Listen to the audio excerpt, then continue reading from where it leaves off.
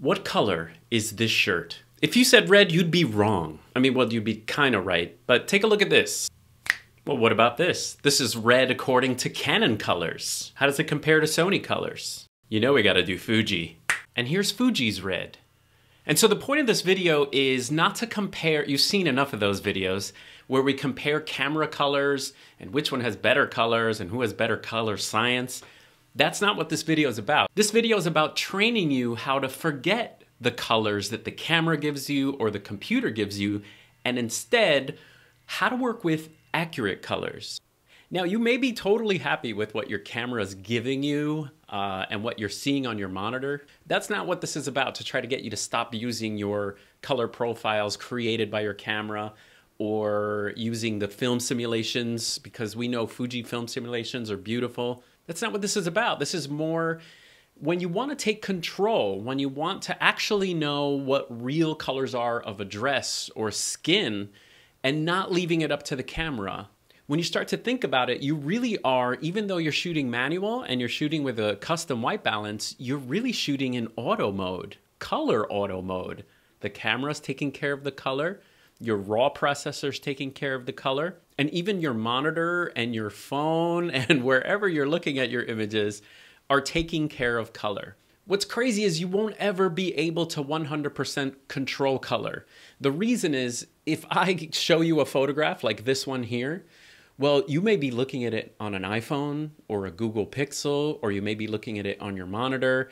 And if you look at all three and they've all been like controlled by me, it doesn't matter. You can only control color so much. Scientists say people even perceive colors differently. Now, what ends up being cool about doing this is you can actually start to see what your camera is doing. So if you control your color in camera and on your monitor, when you compare it to what Adobe's doing and what your camera's little brain is doing, you could be like, oh. So another benefit of this is to see what color shifts and what is red to Fujifilm or Canon or Sony. And so that is a fun thing too, to compare reality with what the camera company is doing. And then you can decide, which one do I prefer? I know that when I'm shooting JPEG, I'm totally fine with Fujifilm JPEG files. I love how the skin looks. I love how colors look, yay. Now with Canon, I know with my RAWs, they're totally fine. The RAWs with Adobe Standard or Adobe Color, I can work with those great. Now with Sony files, I didn't really like what Lightroom was doing to my Sony file skin or background or shirts or colors. It's not that the colors were wrong, it's just they didn't have the flavor I wanted. So this whole process and what I'm teaching you today stemmed from me wanting to start from ground zero. What is accurate color? Let's show you what I'm talking about. All right, so color calibration starts with you telling your camera and your computer what, for example, red really is. What is really red? And unfortunately, you can't do that yourself. You can't like put up a picture and keep moving the sliders to match your reality of red. So luckily, there's what most videographers use and what photographers use is a color checker. And a color checker has scientifically proven real colors on here. For example, there's a little swatch for red there, and that's really red. So the first step in this whole process is to create what's called a camera profile. Now, if you have Lightroom, Adobe comes with profiles already there. For example, Adobe created one called Adobe Color or Adobe Standard, and that's like their definition of what a raw file should look like, what red should look like for all the camera companies. And then if you go through the different profiles they have, and this will drive you crazy, by the way, like what is reality, you can go through Adobe's predetermined profiles. You can go through what they consider, for example, a Canon standard or a Canon portrait. Those are all created by Adobe. You do not want to use those because those are defined by the company Adobe. Sorry. Instead, you want to use, like I said, reality.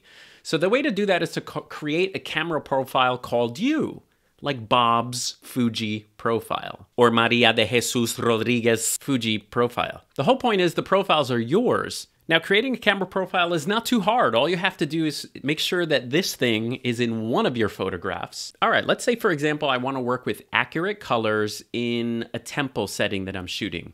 So I have my Godox light. with a certain umbrella, with a certain cover on it. And all these things, by the way, will affect your colors.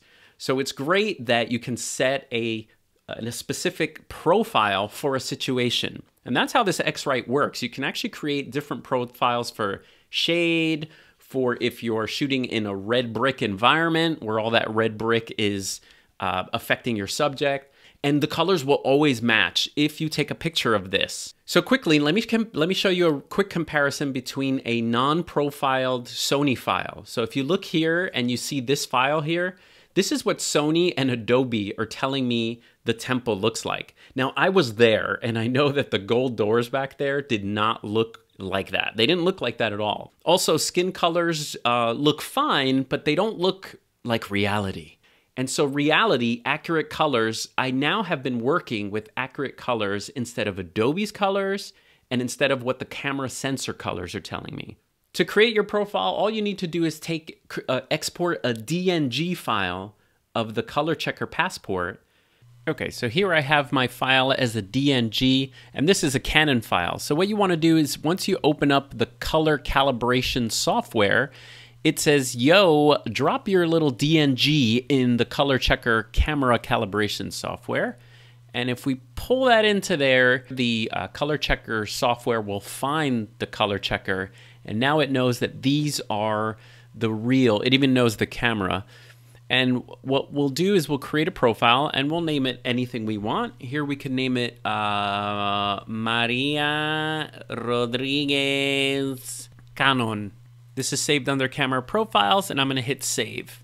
It says the profile has been created successfully. Hit OK, get out of this, and restart Lightroom. All right, we're restarting Lightroom. If we go to the develop module and go to the color, the profiles here, if you scroll down, let's look for Maria. Here she is, Maria Rodriguez. And what you'll notice is this gives you a little preview of what's going to happen. And you could see Cat back there changing. You could see the box changing. We now have a profile called Maria Rodriguez de Jesus, which will give us accurate colors, accurate reds, accurate blues, because of the color checker passport software.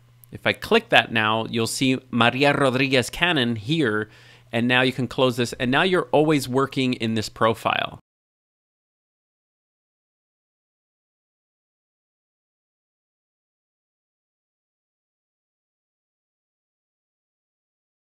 All right, just for fun, let me show you how this looks in practice. Here are 3 pictures. The 3 pictures are Sony, Canon, and Fujifilm. We took pictures of the same thing, and if you look at the 3 of them and start comparing greens, the greens between the 3, and the blues between the 3, and the reds between the 3, you start to see that things are different. This is using Adobe's definition and also the camera sensors and computers and brains definition. Once I create a color checker passport profile, I did it for all 3 cameras. That means that I want to see accurate colors with all 3 cameras. And that's what this looks like. Now, they still don't match 100% because lenses have qualities and sensors still have qualities, but you can still see the 3 of them match a little bit better than before. Now, by the way, your monitor is a liar. Your monitor and your phone is a liar, and your friend's phone is a liar. So the next step after you calibrate your camera is you definitely 100% need to calibrate your screen.